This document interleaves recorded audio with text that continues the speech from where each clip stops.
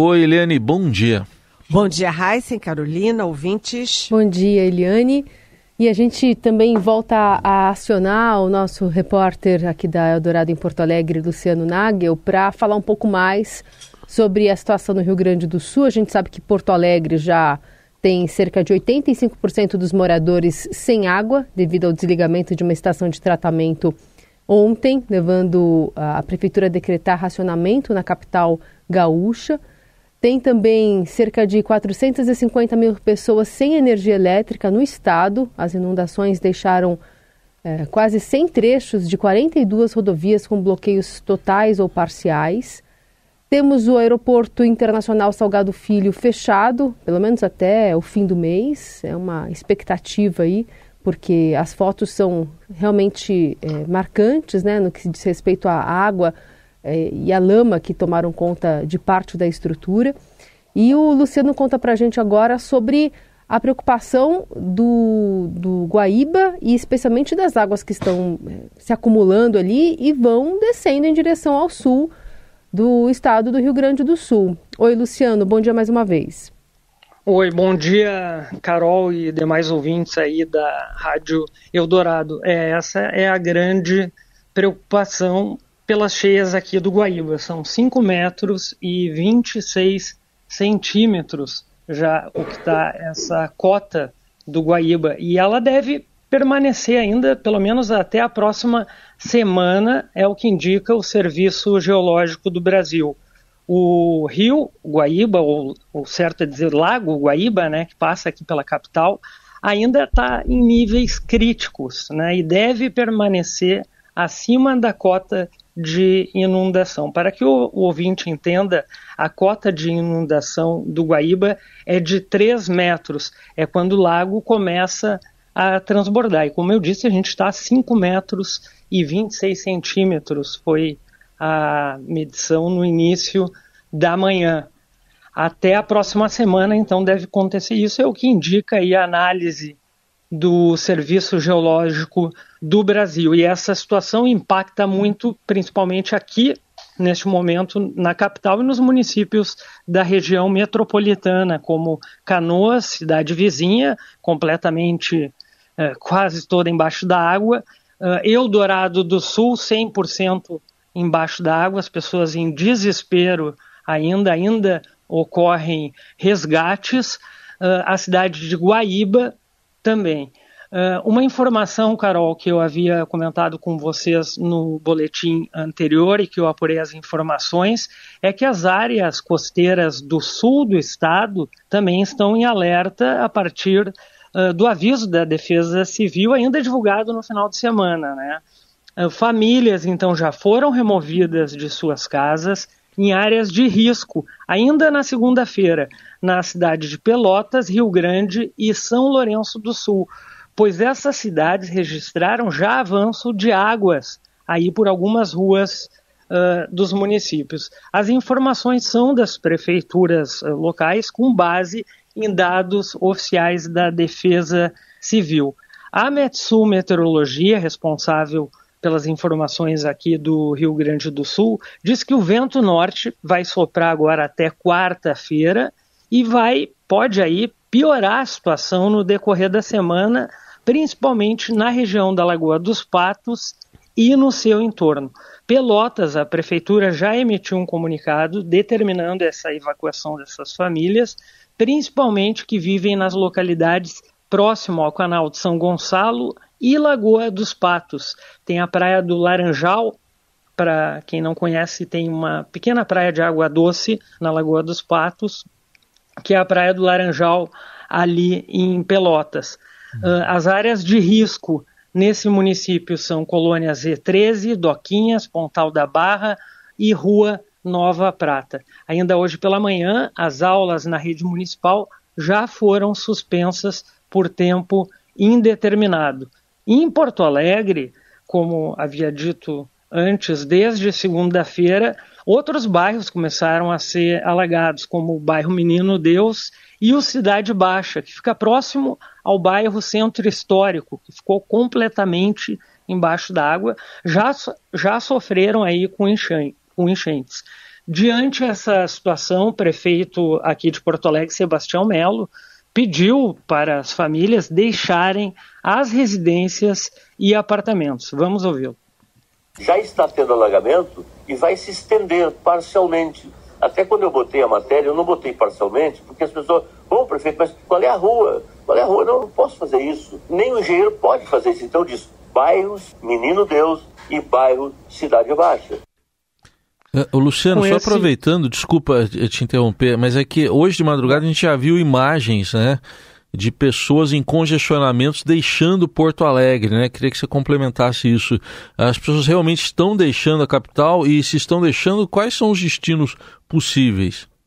Muitas pessoas estão deixando a capital, inclusive ontem, depois desse alerta do prefeito Sebastião Melo para que começou as inundações ali no bairro Cidade Baixa e Menino Deus, começou a haver um desespero das pessoas, né, congestionamento nas principais ruas da capital, em direção ao litoral norte gaúcho. Era esse o comunicado, a sugestão do prefeito Sebastião Melo, para quem pudesse deixar a cidade por outras vias, né, alternativas, saindo pela cidade de Viamão, por exemplo, porque não pode sair pela BR-290 aqui pelo Sarandi, que é uma das vias que tu ingressa pela BR-290 e vai em direção ao litoral. Só que ali está completamente alagado, está embaixo da água.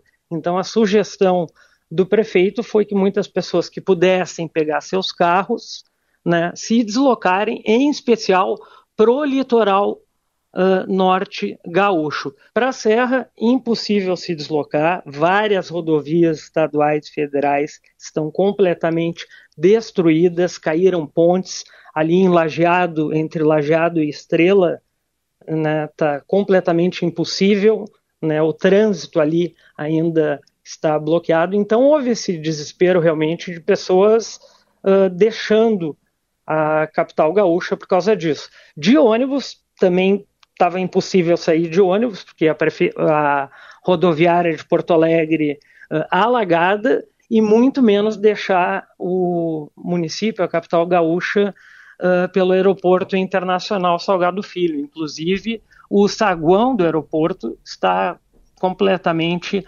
alagado, além da pista.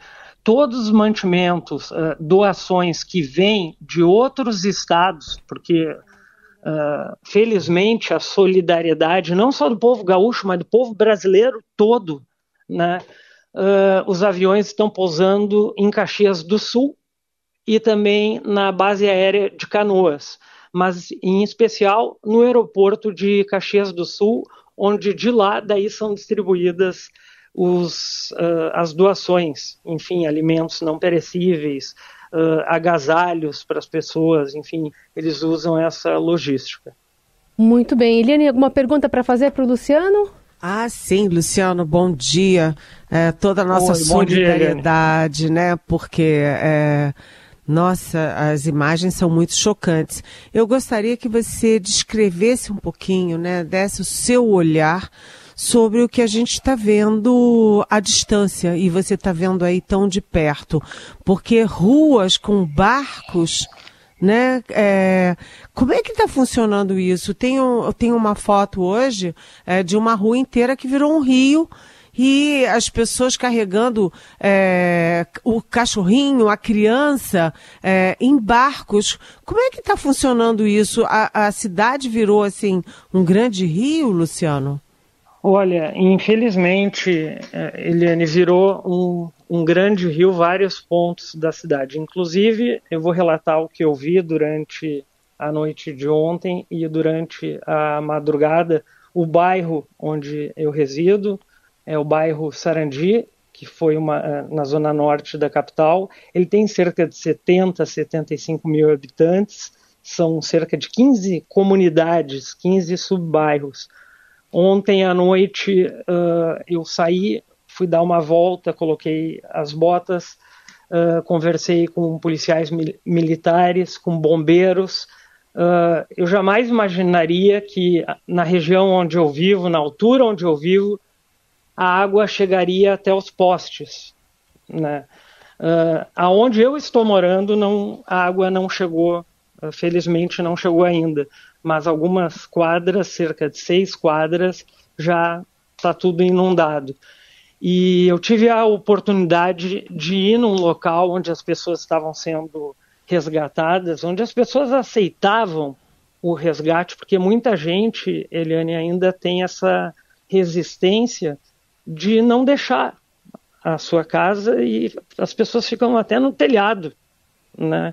E só saem quando a água chegar na boca, né? Essa expressão que eu tenho que dizer. E ficam com seus animais e não querem deixar, alegam por motivo de roubo. À noite, aqui no bairro Sarandi, eu conversei com policiais militares, realizaram saques, né? Barcos, bandidos andando de barcos para assaltar essas pessoas.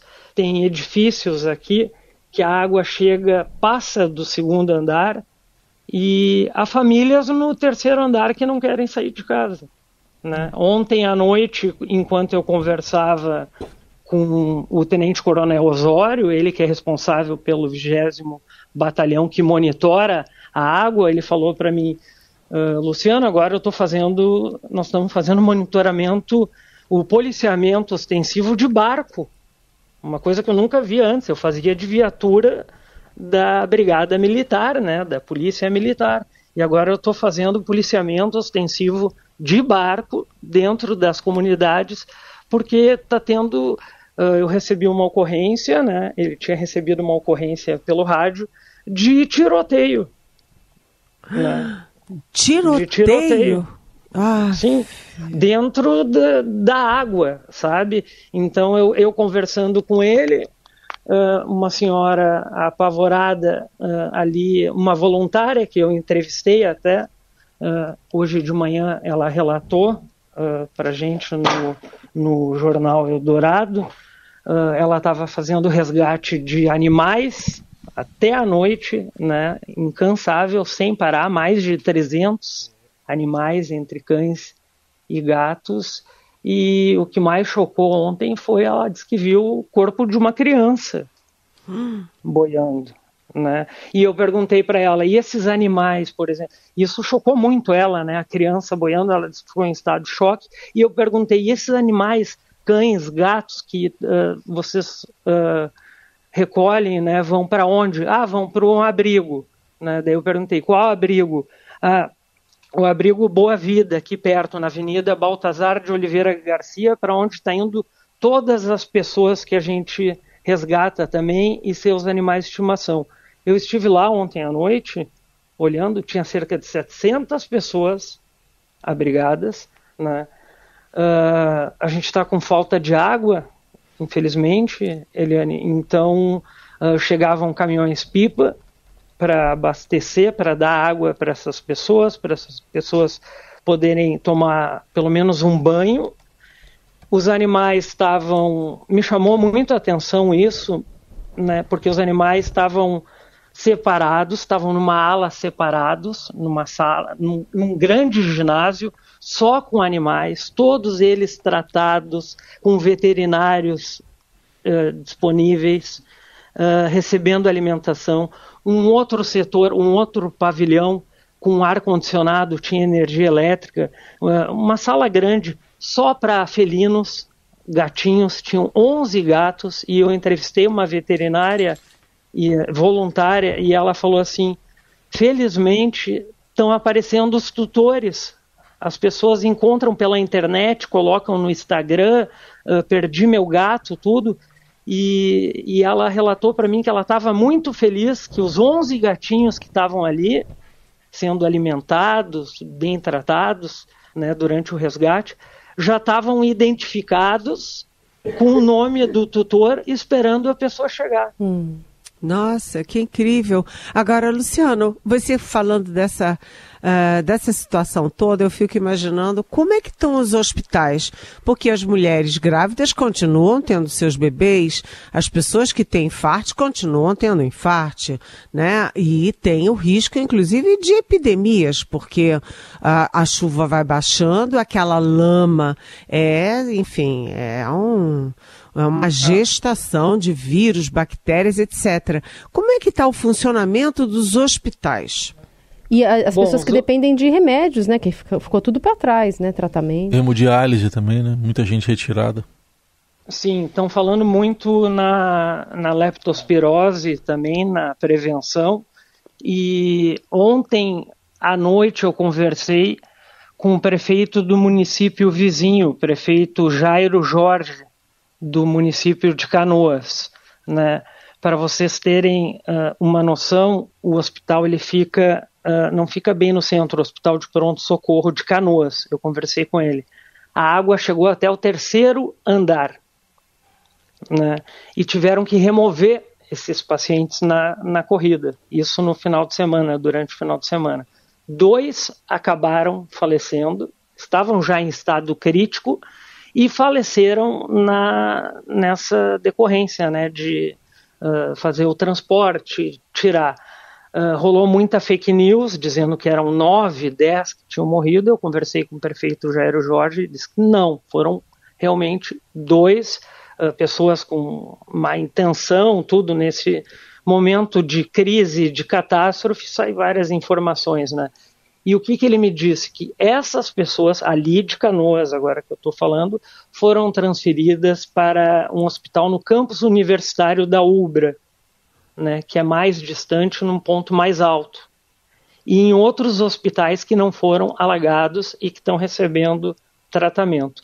Aqui em Porto Alegre, no final de semana também, um pouquinho antes do final de semana, entre sexta e sábado, houve o alagamento no Hospital Mãe de Deus, que fica no bairro Menino Deus, que, consequentemente, fica próximo às margens do Guaíba, e também houve inundação.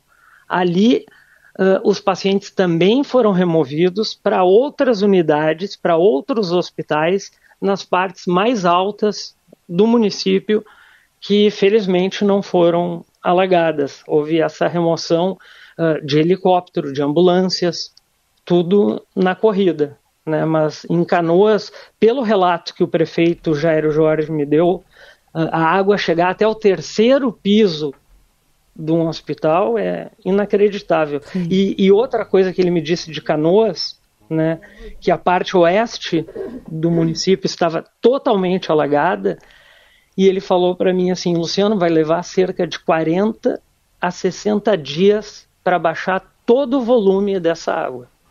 É muito tempo. Eu perguntei para o prefeito por quê, qual o motivo. Ele disse porque a gente tem diques de contenção em volta do município. Diques de 5 metros.